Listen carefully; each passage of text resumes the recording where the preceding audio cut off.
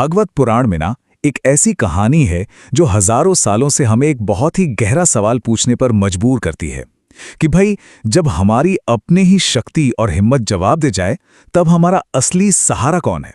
तो आज हम लोग राजा परीक्षित के इसी सवाल का जवाब ढूंढने की कोशिश करेंगे और गजेंद्र मोक्ष की इस कमाल की कहानी के रहस्यों को परत दर परत खोलेंगे। तो चलिए कहानी की शुरुआत करते हैं। ये कहानी शुरू होती है एक ऐसी जगह से जो समझिए स्वर्ग से कम नहीं थी। नाम था त्रिकूट पर्वत। जरा सोचकर देखिए, एक ऐसा पहाड़ जो दूध के सागर से घिरा हो, जिसके शिखर सोने चांदी के बने हों और जहां देवता घूमने फिरने आते हों। मतलब ये कोई मामूली जगह नहीं थी, ये तो जैसे दिव्यता का साक्षात स्वरूप था। और इसी शानदार जगह पर रहता था हमारी कहानी का हीरो गजेंद्र, हाथियों का राजा, जंगल का महाराजा, इतना पावरफुल कि उसकी महक से ही शेर और बाघ अपना रास्ता बदल लेते थे।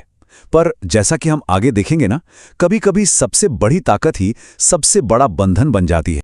तो होता यूं है कि एक दिन बहुत तेज गर्मी थी। गर्मी से परेशान होकर गजेंद्र अपने पूरे झुंड के साथ एक बहुत बड़े तालाब की तरफ चला गया।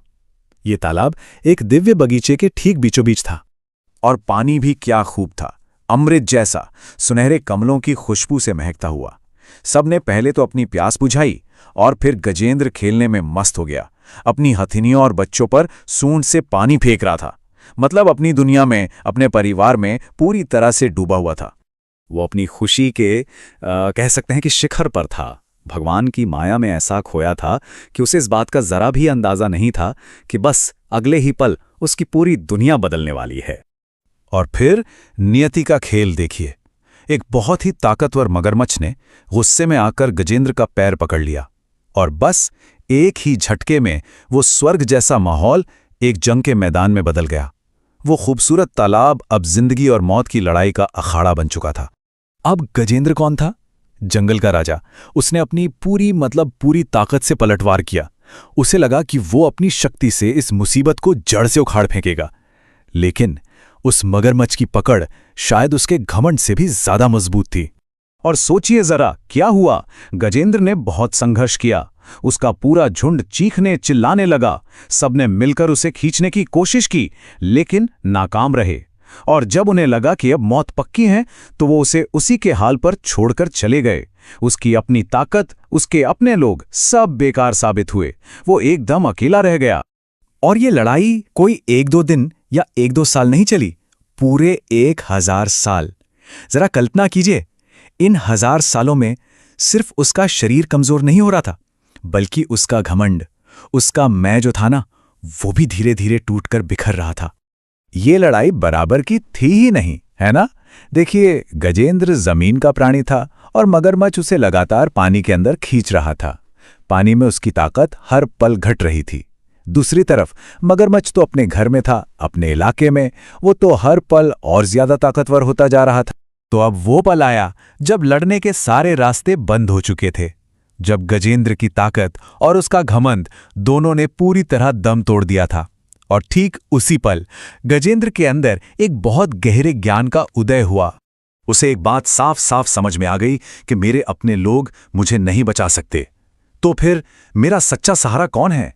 उसे ये एहसास हुआ कि जिससे वो अब तक अपनी ताकत समझता था, अपना बल, अपना परिवार, अपना राजपाट, वो सब तो बाहरी चीजें थीं। इस आखिरी मुसीबत में कोई भी उसके काम नहीं आ रहा था। और फिर उसने अपनी बची खुची सारी ताकत बटोरी, अपनी सूंड से एक कमल का फूल तोड़ा और उसे आसमान की तरफ उठाकर अर्पित कर दिया। ये उसकी हार नहीं थी, समझिए, ये था परम समर्पण, अपने मैं का, अपने अहंकार का पूरी तरह से विसर्जन। और जैसे ही उसने ये किया, अपने भक्त की वो सच्ची पुकार सुनकर भगवान विष्णु अपने वाहन गरुड़ पर सवार होकर तुरंत वहां प्रकट हो गए। और यहीं पर इस कहानी का सबसे जरूरी सबक छिपा है कि भगवान आपकी ताकत या शक्ति देखकर नहीं आते, वो तो एक सच्ची दिल से निकली पुकार पर आते हैं। गजेंद्र की वो पुकार उसके टूटे हुए घमंड से निकली। फिर भगवान विष्णु ने अपने सुदर्शन चक्र से एक ही पल में गजेंद्र को मगरमच्छ की पकड़ से छुड़ा लिया। और कमाल की बात यह है कि उन्होंने सिर्फ गजेंद्र को ही नहीं बचाया, बल्कि उस मगरमच्छ को भी उसके शाप से मुक्त कर दिया। दोनों ही आत्माओं को एक साथ मोक्ष मिला, यानी परम मुक्ति। तो अब सवाल ये उठता है कि इस कहानी का असली मतलब क्या है। देखिए, ये सिर्फ एक पुरानी कहानी नहीं है, ये असल में हम सबके जीवन का एक बहुत ही शक्तिशाली प्रतीक है। इस कहानी में जो गजेंद्र हैं वो हम हैं, यानी हर एक इंसान। मगरमच्छ क्या है? वो हैं हमारे पाप, हमारा अहंकार, हमारी दुनियावी इच्छाएं।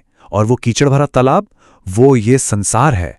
ये रूपक एकदम सीधे सीधे हमारे जीवन को दिखाता है कि हम सब गजेंद्र की तरह ही इस संसार के तालाब में अपने अहंकार और इच्छाओं के मगरमच्छ से जकड़े हुए हैं।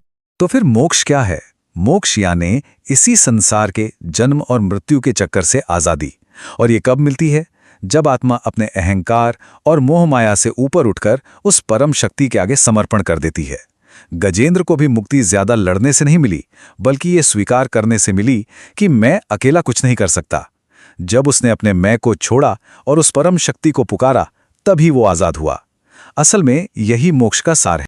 तो ये हजारों साल पुरानी कहानी आज भी हम सबके सामने एक बहुत सीधा और जरूरी सवाल खड़ा करती है कि अपनी मुक्ति पाने के लिए हमें अपने अहंकार या इच्छाओं की कौन सी पकड़ को छोड़ना होगा। हमारे जीवन में वो कौन सा मगरमच्छ है जिसने हमें जकड़ रखा है, और क्या हम उसे छोड़ने के लिए तैयार हैं?